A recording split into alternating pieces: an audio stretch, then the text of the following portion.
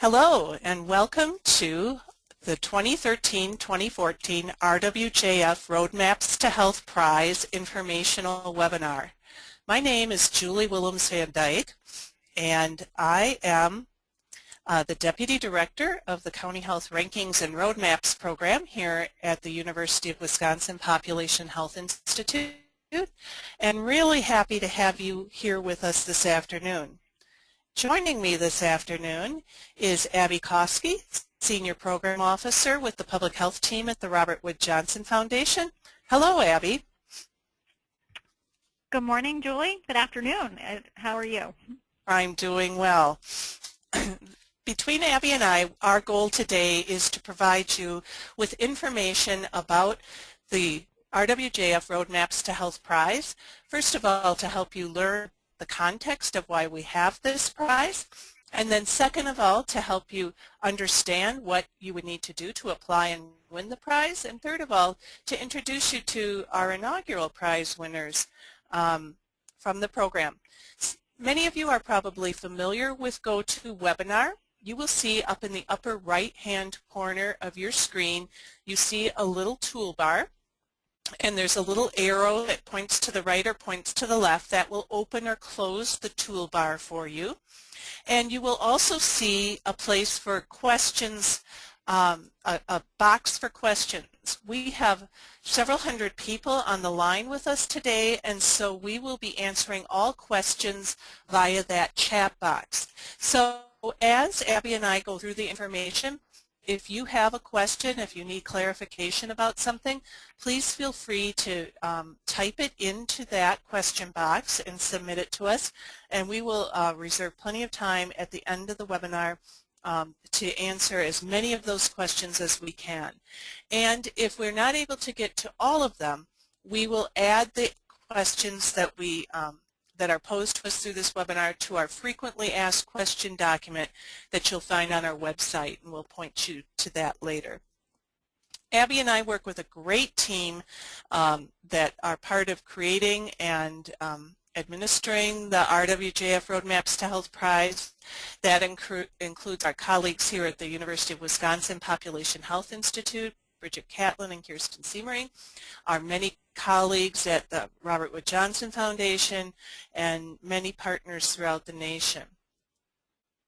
So as I mentioned, we're going to start with Abby providing you with some background about the vision of the Robert Wood Johnson Foundation and why they have made this investment.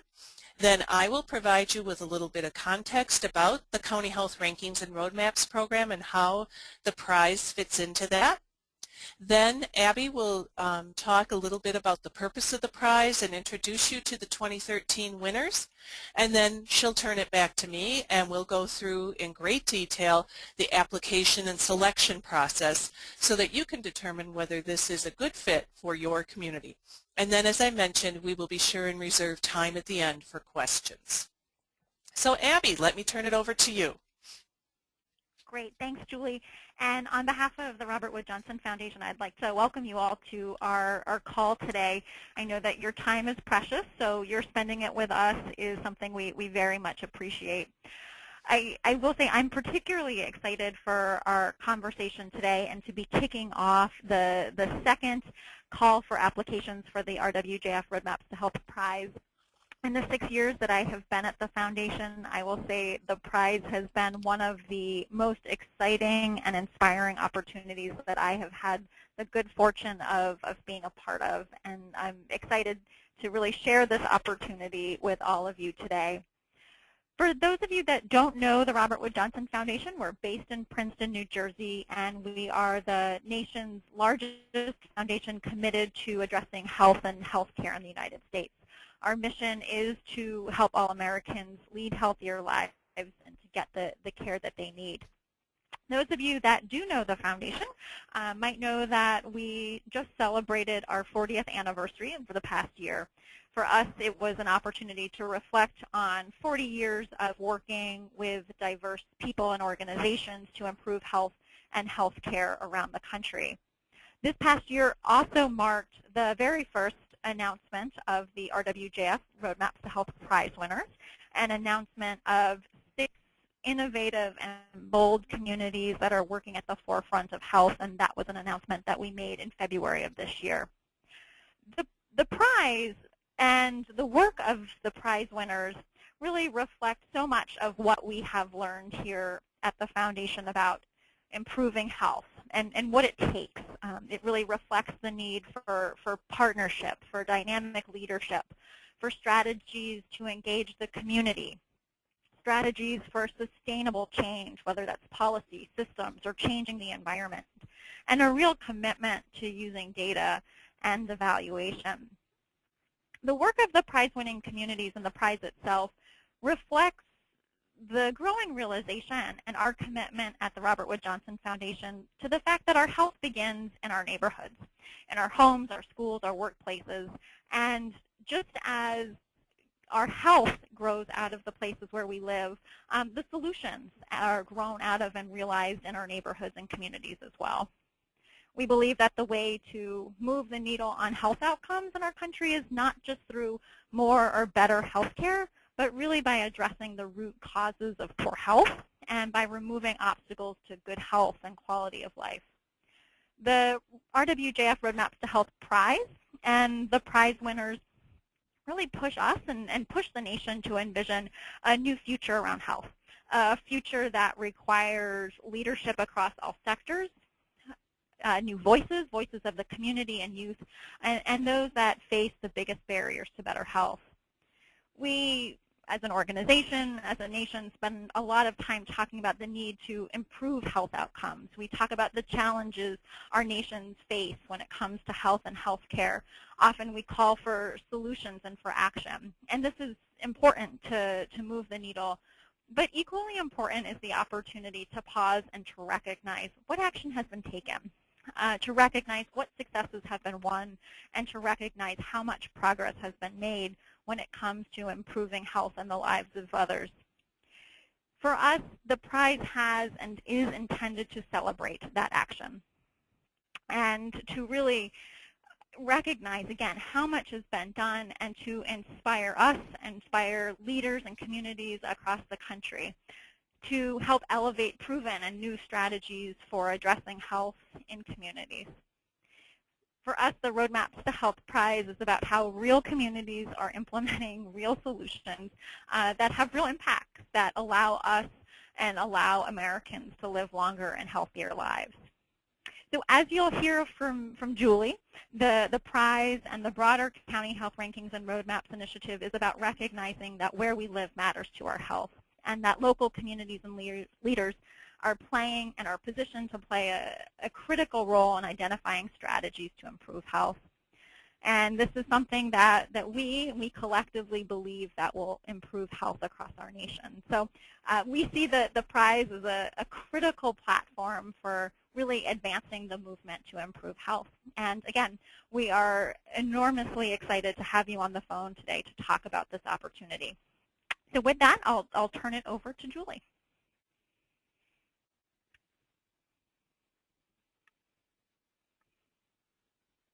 And I know Julie changed the slide, and I'm sure we'll be hearing from her any second. Julie is here talking to a muted microphone.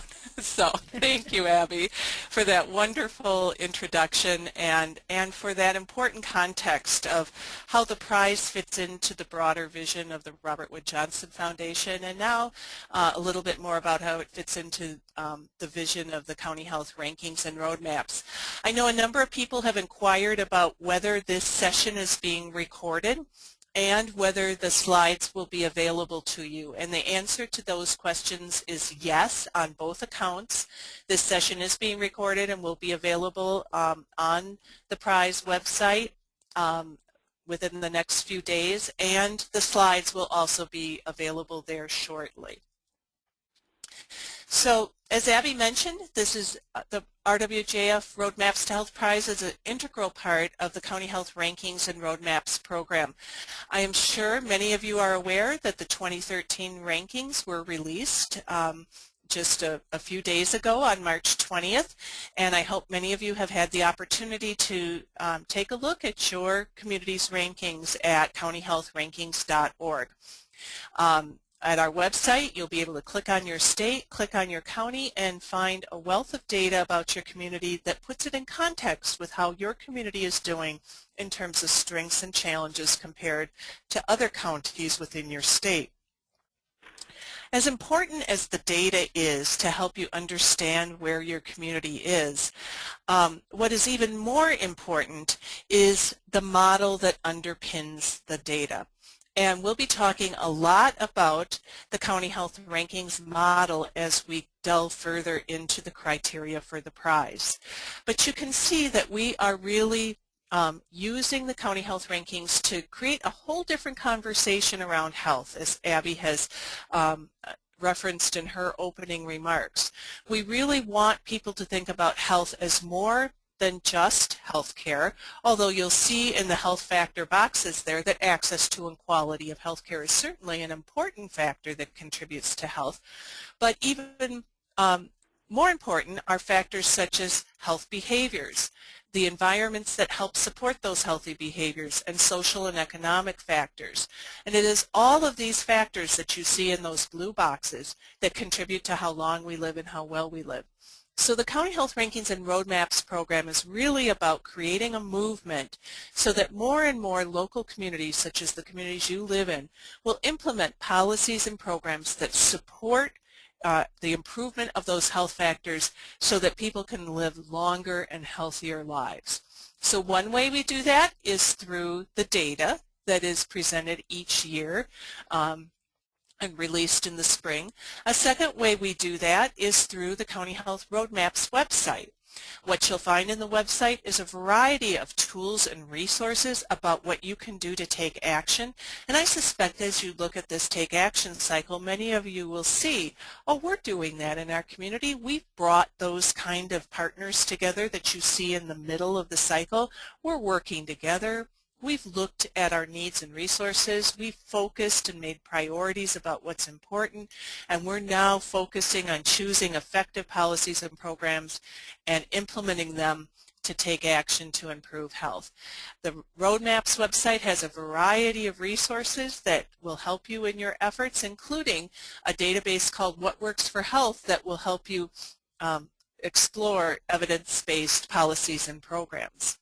The Roadmaps website also has a variety of places that you can learn from others, including the Roadmaps to Health Community Grants, which is a program that has provided funding to 30 organizations and communities around the nation to take action to improve policy and systems change in those social and economic factors we just looked at in the previous model. You also will find information about a number of our Roadmaps to Health national partners. And we have formal commitments with United Way Worldwide, with the National Business Coalition on Health, and with the National Association of Counties to help encourage their members to think about this model of health and how they can implement effective policies and programs in their communities to improve the health status of their citizens. So we wanted to highlight this because in your community, if you have a local United Way, a business coalition, and many of you have county board members in your community, those are natural partners that we are also working with through a national level that can assist you in thinking about these efforts. So the prize is, again, then another essential component. As Abby has said, an opportunity to celebrate those of you who are already deep into this work and taking action, and an opportunity to acknowledge that important work, and an opportunity for others to learn from you. So I'll turn to Abby now, who will talk a little bit more about the purpose of the prize and our winners from the first round of the RWJF Roadmaps to Health. Great. Thanks, Julie. And as you'll hear, we're now going to really shift into the meat of the prize. And I know many of you submitted questions to us in advance. Julie and I were able to review those. We're going to do our best to address them as we talk through the purpose and the criteria and the process. But if there are questions that arise, again, please do feel free to post them in the chat box, and we'll be making sure to address them. As I stated earlier, the purpose of the prize is really to elevate the success of communities that are taking action to improve health. We very much believe that the journey to better health in each community is really unique, and therefore the prize is an opportunity to recognize that unique journey that each community is taking. For us, it is an opportunity to elevate that. It is an opportunity to elevate it so we can inspire others and we can share the work, because we know that there is enormous hunger for solutions and for knowing what works and how communities are tackling, again, those root causes of poor health and for removing obstacles to health. So that really is the purpose of the RWJF Roadmaps to Health Prize, is to paint a vision for our nation. And when we talk about painting a vision, this is a picture from this past year's RWJF Roadmaps to Health Prize celebration. We invited representatives from all 6 communities and many of our national partners, funders, leaders in health, leaders that represent really important networks. And it was an opportunity to celebrate, but also to learn.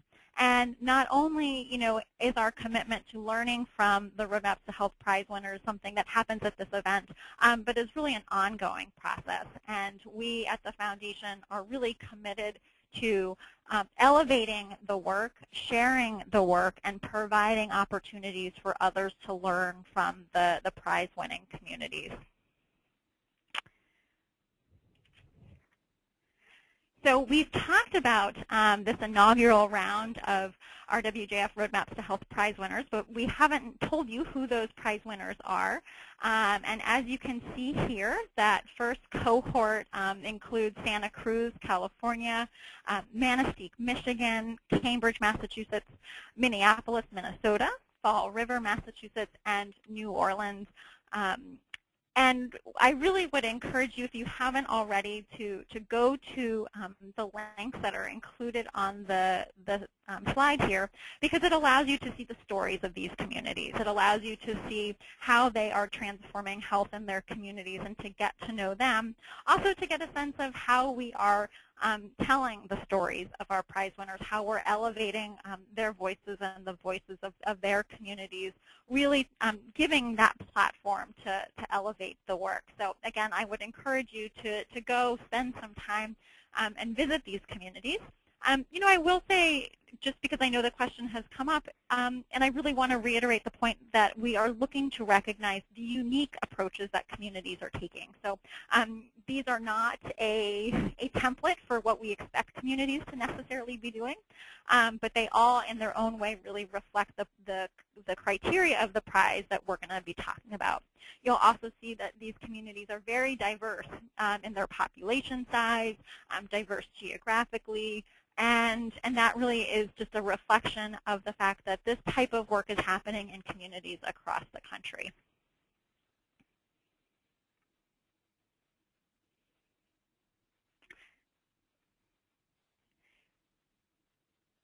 So again, here you see another picture from our annual celebration, and I think one of the things that I want to share is a little bit about what is the expectation, what is the foundation's expectation for our prize winners.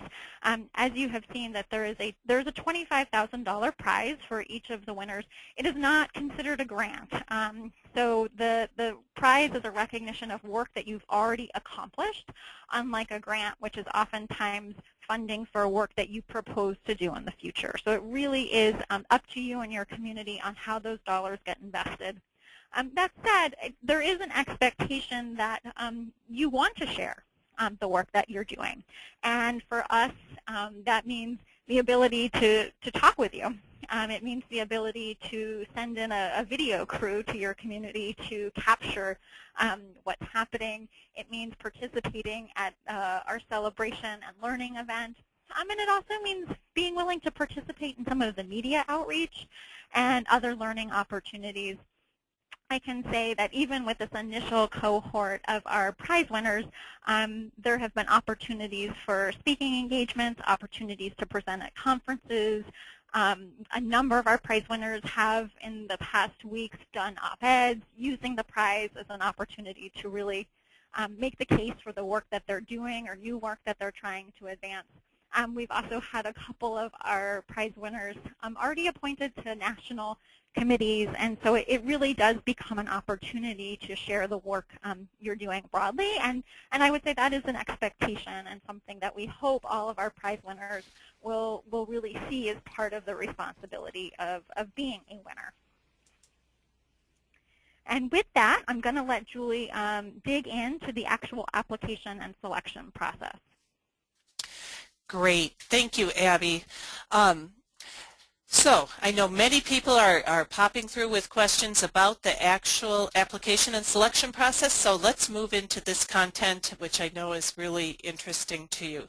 You'll see on the top of this slide is the website on the countyhealthrankings.org page where you'll find information about the prize. Click on Roadmaps, and then you'll see an icon for the prize, and you'll be able to download the call for applications. I encourage you to download this and take a close look at it because it has all of the important information that we'll be covering today reinforced for you in that document. We've had a number of people asking who is eligible to apply. This is a prize that acknowledges the work of a community, not a specific organization, but a community. And we have defined community for the purposes of this prize by geography. And so if you are a town, a city, a county, a tribe or a tribal community, or a region, you can apply. So I know one of the questions was, can several neighboring towns apply together for the prize? Yes, you could, and then you would be applying as a region. I know I saw that we also had a question about the Asian American community of a particular city applying.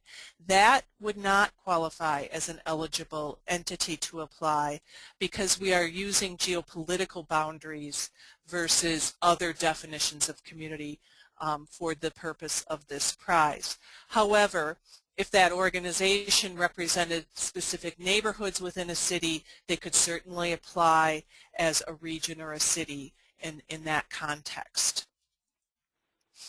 As we mentioned earlier, the prize is very centered on our County Health Rankings model. And so if you are thinking about how you are working to improve health, I want you to be thinking very clearly across all of these health factor areas because that is a critical component of the prize. And so I would suggest as you bring a group together to think about your prize application that you print out this model and keep it in front of everybody as you hold your discussions about thinking about the prize. Likewise, the Take Action model that I showed you earlier is also a critical underpinning of what we're looking for from communities who are applying for the prize. And in particular, the center of that model, who's coming together, that it's not just one group or one organization, but a multi-sector collaborative of folks that are working throughout that whole cycle to take action to improve health in your community. So there are 6 key prize criterion for the Roadmaps to Health prize. Again, these are articulated in that call for applications. And so, again, I encourage you to take a close look at that, and you'll find them in the call. You'll also find them on the prize website. But we're going to take a few moments and go through each of the 6 because this is really the most critical criteria for what the judges use to discern who will move forward in the prize process. So the first criteria focuses on the collective power of leaders, partners, and community members. And we're really looking for communities that have listened to diverse voices, that have listened to community members, that have decision makers from many, many sectors coming together to take action to improve health. So I think I've said it several times, but once again, not just one organization, but many voices from the community coming together, leading these efforts, participating in these efforts. The second criterion looks at a strategic focus that focuses across all of those many factors that influence health. And the judges will be particularly interested in applications that have examples of accomplishments from all four of the health factor areas: health behaviors, clinical care, social and economic factors, and the physical environment that were in the county health rankings model that we demonstrated before. So a comprehensive approach that looks across health factors. The third criterion is that we are interested in looking at communities that are addressing problems that disproportionately affect vulnerable populations, such as ethnic minorities or those with limited English skills and or limited education, limited income, and how is your community creating opportunities for people from within those groups to achieve health through making choices, allowing them to live healthy and productive lives. Now, I often hear from people, particularly in rural areas that may not have a lot of racial or ethnic diversity, that they are not sure how this criterion applies to them. But what I encourage you to think about is, please note that it does address issues related to racial or ethnic minorities or people with English as a second language, but it also addresses disparities in your communities around income or education or isolation. So there are many things that can make a population vulnerable, and we encourage you to consider all of the different elements that may present special challenges for populations within your community. The fourth criterion looks at communities that are focusing on sustainable long-term solutions to shared community priorities. And I know Abby has mentioned in her opening remarks really a focus on policy systems and environmental change. What kinds of things are your communities doing that are long-term and sustainable approaches to the different health factor areas? Now, some of the accomplishments you have may be programs that serve individuals, but are there also programs or policies that you can feature that affect the environment of your community, affect all people in your community? Are new laws, for example, that improve health in your community? Are new policies in your school district or your county government or city government or adopted by multiple employers that are influencing health? So really help us understand what you're doing around those long-term sustainable opportunities. The fifth criteria is thinking about how you're securing and making the most of available resources. We're looking for innovative strategies. We're interested in if you've been able to be successful in securing outside funding, for example, through grant funding, but we're equally interested in how are you using the resources within your community? How are organizations working together to share resources such as staffing or buildings or knowledge with each other? How are you really thinking about maximizing the use of investments from government, from hospitals, from school districts, from employers to really move health forward in your community? And finally, we're looking at how you are measuring and sharing results, how you know what your goals are and how you know if you're getting closer to achieving those. So we're interested in communities that have an eye on evaluation and also in communities that are interested in sharing their progress with other members of their communities. So those 6 criteria: partnership and leadership, focusing across the health factors, policy systems and environmental change, focusing on the needs of vulnerable populations, creative use of resources, and thinking about measuring progress are really the crux of the selection criteria for the prize. So you've heard this, you are sitting in your seats raring to go thinking, we are this community, we're the next prize winner and we want to get started. Where do we go? So again, go to the County Health Rankings and Roadmaps website. I've given you the specific web address where you can find the prize information, but if you just go to the County Health Rankings and Roadmaps page at countyhealthrankings.org. Click on that Roadmaps tab that you see, and that's where you'll find this circled area, RWJF Roadmaps to Health Prize. On that page, you'll find a link to myrwjf.org. And that is the portal where you will actually submit your application. If you have ever applied for the prize in the past or for another grant, you will enter the email address and the password you have for myrwjf.org.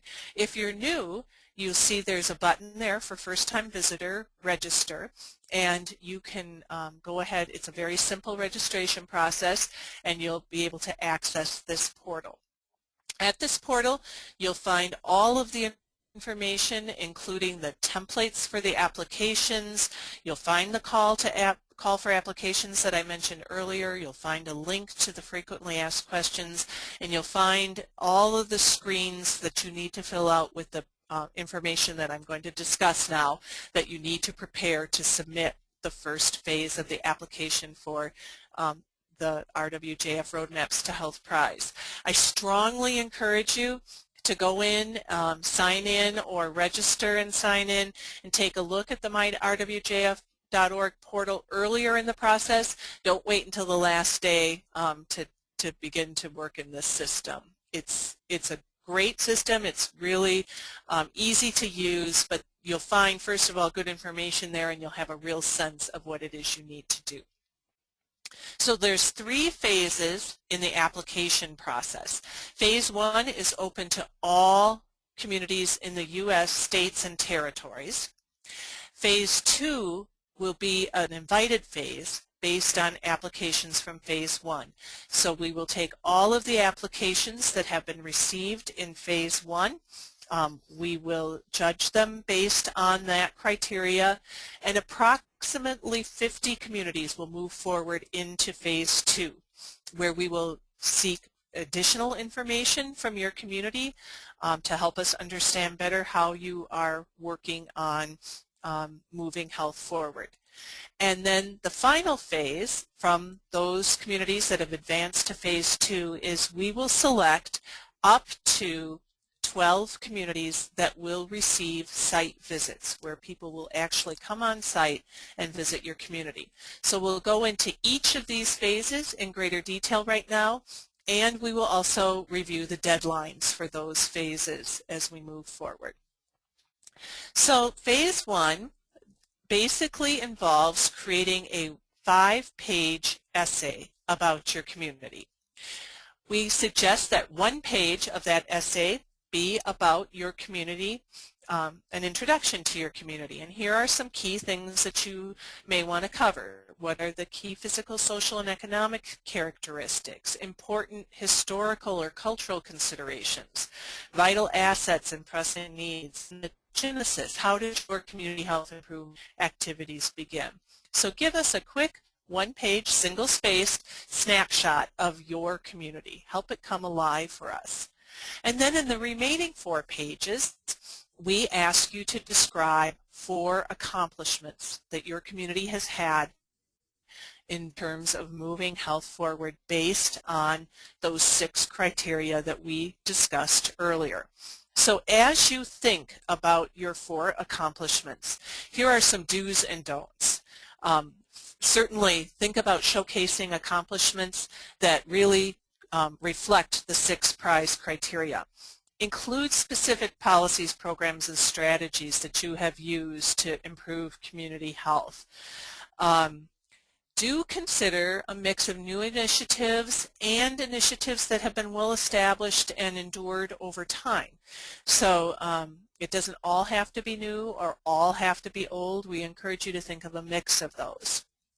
Do not identify coalition development, health assessments, or improvement plans, or similar planning activities as one of your accomplishments.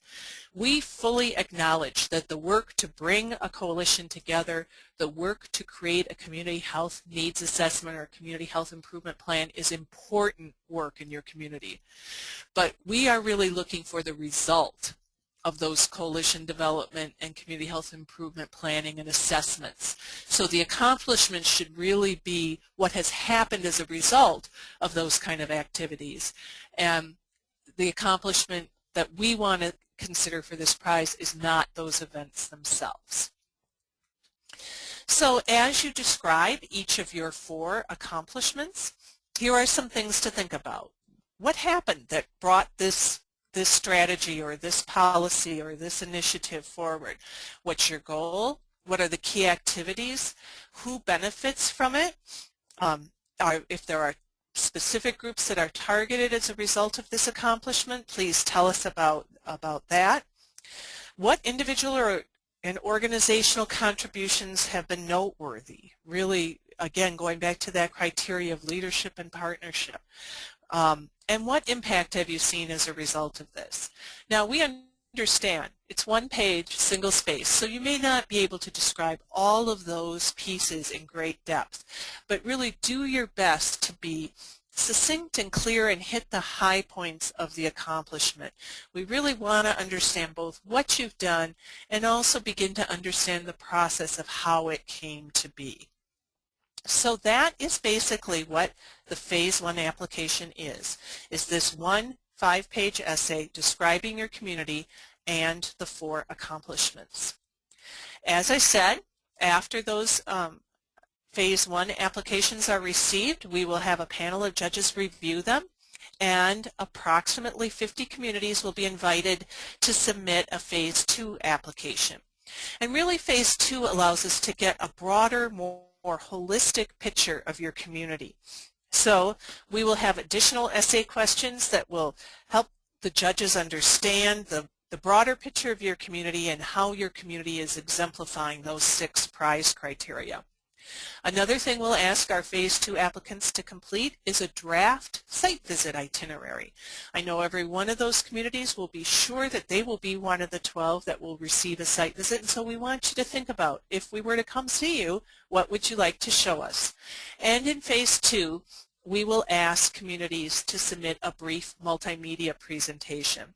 Now, I saw a question come through before about whether the videos that you see on the GoToPrize website are the multimedia presentations that the communities submitted themselves. And I want to emphasize, absolutely not.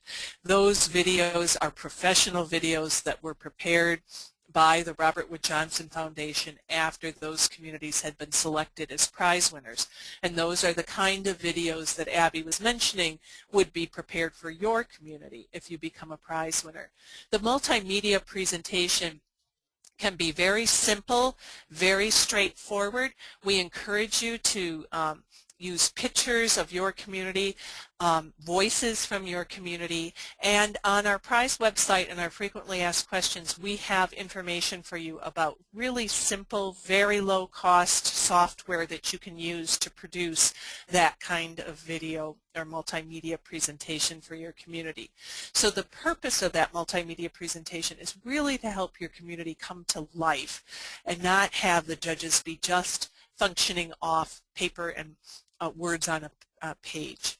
And then finally, as we said, up to 12 communities will receive site visits. And the finalists will receive visits from a team of 3 to 5 site visitors who will spend about 24 hours in your community. The site visitors will be representatives of the Robert Wood Johnson Foundation, the University of Wisconsin Population Health Institute, and possible other external organizations that are experts in population health. During the site visit, we will do a community tour with you. We'll have a leadership dinner where, in a smaller, more intimate setting, we'll have dinner and conversation with 4 to 5 leaders in your community. And then we'll have a community conversation where we encourage you to invite a variety of partners from your community to talk with us about your journey towards health in your community. So, as I mentioned, the required information for Phase 1 is your 5-page essay, and then we'll also ask you for a primary contact and an alternate contact. These people will become the people who will receive the information about whether your community is proceeding to phase 2. They can be people from the same organization, or they can be your primary and alternate contact can come from different organizations. They can come from any organization in your community, government, business, healthcare, public health, education, philanthropy. It doesn't matter to us. Any representative of the community can be the contacts for the RWJF Roadmaps to Health Prize. When we move into phase 2, for those who are invited, in addition to that essay, itinerary, and multimedia presentation, we'll also need to know if there are any changes to your primary or alternate contact. And then we'd also need to know who would actually receive the prize money if you are chosen as a winner. This must be a local governmental or tax-exempt public charity, because the Robert Wood Johnson Foundation will be writing that check, and those are the organizations that are eligible to receive the check. As we mentioned earlier, this is a prize. It is not a grant. You will notice that nowhere have I described a budget. You do not have to tell us how you use the money. The $25,000 prize is given to your community to use in the best way it sees fit to celebrate and advance their journey towards health. So here are the key timelines. The first phase applications, again, that 5-page application that describes your community and then your 4 accomplishments, is due on May 23rd at 3:00 p.m. Eastern Time. That date and time are all available on the prize website and the myrwjf.org website. That is an absolute deadline. If you live in Central, Mountain, Pacific, Hawaiian, or Alaskan time, please do not forget that it's 3 p.m. Eastern. We welcome all of your applications. We're really excited about the opportunity to move forward. We will review those, and by June 21st, the communities that will be invited to move forward to phase 2 will be notified, and also if your community is not invited to move forward, you will also receive notification. The phase 2 applications will then be due by August 1st, again 3 p.m. Eastern Time, again absolute deadline, and by September 30th, the communities that will be moving on to site visit will be selected and notified, and likewise those that not will also be notified. Site visits will occur between October 17th and December 20th, and selection of the winners will occur in the first quarter of 2014. And then we will have a winner's celebration event similar to what Abby showcased earlier in June of 2014. Now you'll notice there's a gap, a period of time there, and that is the period of time where our video crews come out and produce those wonderful videos that I hope you are able to go to the website and see. And I do need to make you aware that during that period of time, your selection as a prize-winning community is embargoed. You can't publicly be announcing this until the June event. So I know it's a challenge, especially when you work in highly collaborative communities, but something to be aware of ahead of time. So before we move into questions, we're often asked, can any community win? I'm often said, is only the top-ranking community in our state eligible? Absolutely not. Any community can win. If you look at the 6 prize winners from 2013, that you will see that they represent a wide range of size of communities, of health rankings of communities within their state, of accomplishments and areas that they were focusing on who was part of their coalition. So every community that's working on becoming a healthier place to live, learn, work, and play. As Abby mentioned earlier, we are looking for your unique story. So while last year's prize winners are great and we have lots to learn from them. We are not looking to them as being the cookie cutters that you should try and emulate. Really think back to the 6 criteria I mentioned and how your community is uniquely addressing those. That is really the key issue there. So it's time to move into questions, and I know we have a number of questions here, and so while I've been talking, I don't know, Abby, if you've been able to peruse the questions and if there's any that you would want to start with, or otherwise I'll take a quick look. Sure. You know, I think there are a couple of questions about the applicant, and does the applicant need to be a government entity, or can the applicant be a nonprofit organization? And the answer is the applicant can be whoever is best served to serve as the point of contact for your community, the facilitator. They're really going to be the ones that are responsible for, submitting the application and being the point of contact for us at the foundation and our colleagues at Wisconsin. The only place where we have any sort of requirement is around who that organization is going to be that is receiving the money, and that, as Julie said, we do have the requirements about that having be a nonprofit government agency, and so that is the only place where there's any type of requirement about the type of organization. Any organization could serve as the applicant. Yeah, and Abby, I'll add to that because there's a question asking about how communities can know who should be the applicant from their community or who else might be applying in their community. So we don't have a formal mechanism for linking people this year who might be different organizations that might be applying from the same community, but I encourage you to be talking with folks across your community. I've often had people ask, do we need approval, for example, from our mayor or our county executive or our county board chair in order to move this application forward? The answer to that from our perspective is no. You don't need any formal okay from an elected official. However, I also encourage you to consider that from the perspective of your community. If that's the culture and norm of your community, that those types of people would be involved in a decision to move an application like this forward, then by all means feel free to go ahead and converse with them.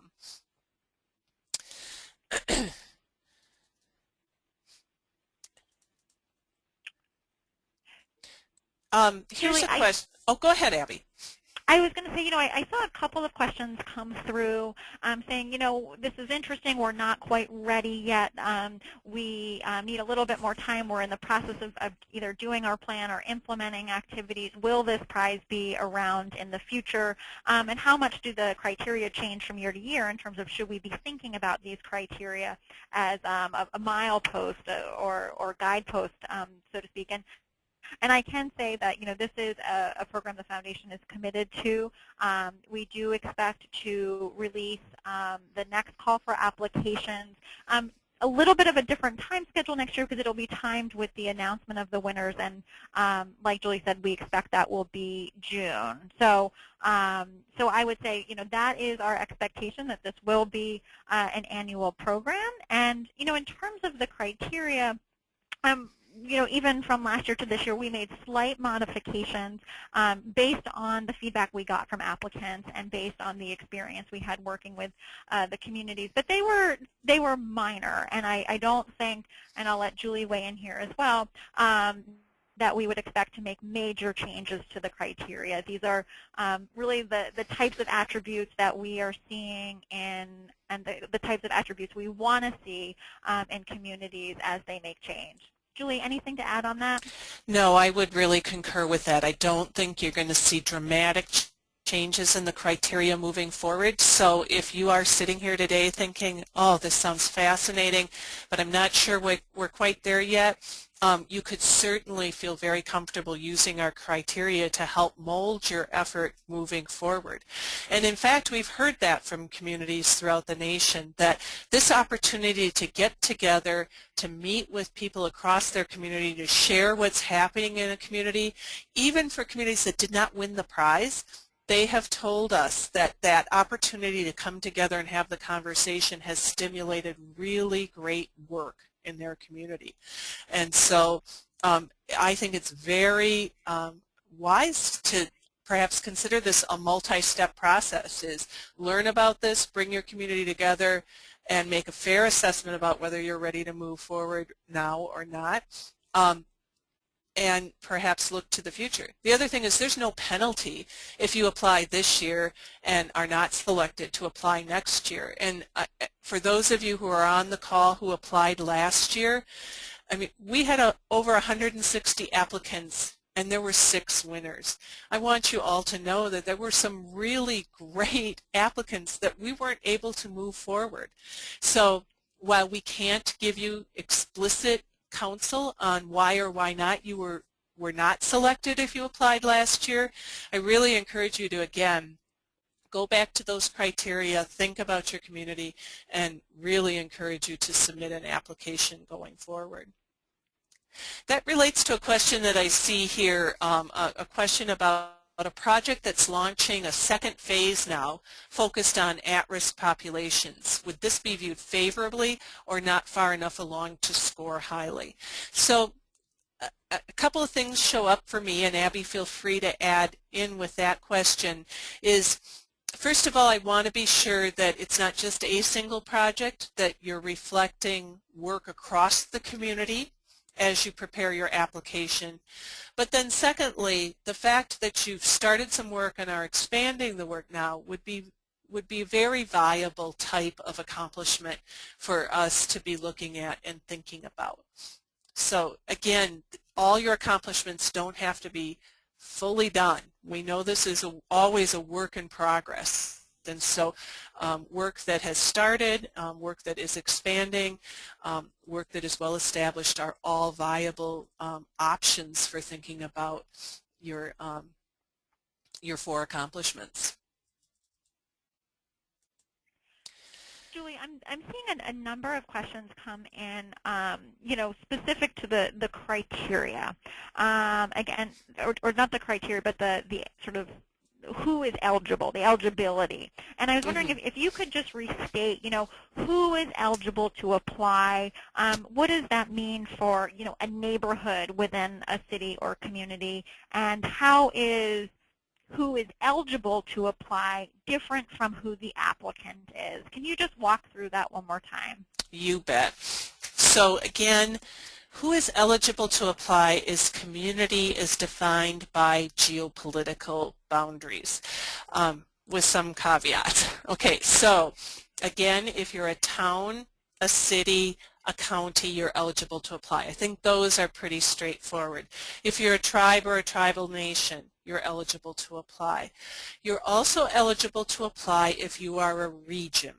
And so we are looking for multiple towns, multiple counties, multiple villages, or a mix of village and towns. And so I've seen a number of people coming through with questions such as that. We are not allowing a neighborhood or a zip code to apply. And I understand this can be frustrating, particularly for some of you who live in very, very large metropolitan areas. But what we'd encourage you to do is, if you are a neighborhood or a part of a large city like Los Angeles or Chicago or New York, go ahead and apply under the city and write your application focused on a particular portion of that city. And we'll certainly consider that. You don't know. You may be the only neighborhood or area from Los Angeles that would apply, and we would certainly put that into the mix and consider that. Abby, do you think that's fair, or would you have anything to add to that? No, I think that's right, because I think the other opportunity is, and what we've seen in some instances is where a neighborhood connects with others in a city to submit a bigger application that is reflective of the broader needs in that city, and why focusing in that specific neighborhood is a priority. So I think that would be one of the other approaches. Um, and I think the other thing is, the geopolitical boundaries represent the fact that this is a prize going to a place. But Right. a place in and of itself can't be the applicant, can't be the one that is applying on behalf of the place, on behalf of the community. And that's where we get into language around the applicant organization. So there are questions on here. Could a hospital apply? Could an agency, a nonprofit? Those could certainly be the applicant organization that reflects the work of the community. And I would just differentiate this by saying what we don't, or what we're not particularly interested in seeing, is the accomplishments of one organization. Right. We want to see the accomplishments of an entire community. Exactly. And, there were a number of applicants last year that really reflected the work of one organization, and they did not move forward. That's not to say that their work isn't great, important work in their community, but if you're an organization that's doing really good work in your community, what I would encourage you to do is invite other organizations in your community that are also doing really good work and see how you can all work together to put an application that really reflects the breadth and depth of work going on in your community. Here's a question, Abby, that I'd pose to you. If a community in your state already received a reward from RWJF, does that limit the chances of a community nearby winning an award? The short answer to that is no. We will be assessing each community based on their submission, based on how they meet and exemplify the criteria, and whether or not there's already been a prize awarded in that state or in that region would not factor into the decision about that applicant moving ahead. It really is about elevating the very best and those most innovative and inspiring opportunities about communities that really embody these criteria. Great. Are the criteria weighted equally, or are some more important than others? I think the criteria are all very, very important. I will say that in that initial phase one, there is emphasis on looking at accomplishments across the health factors, and so we did emphasize that as we talked about the criteria, and also really looking at accomplishments that are focused on policy systems and environmental change.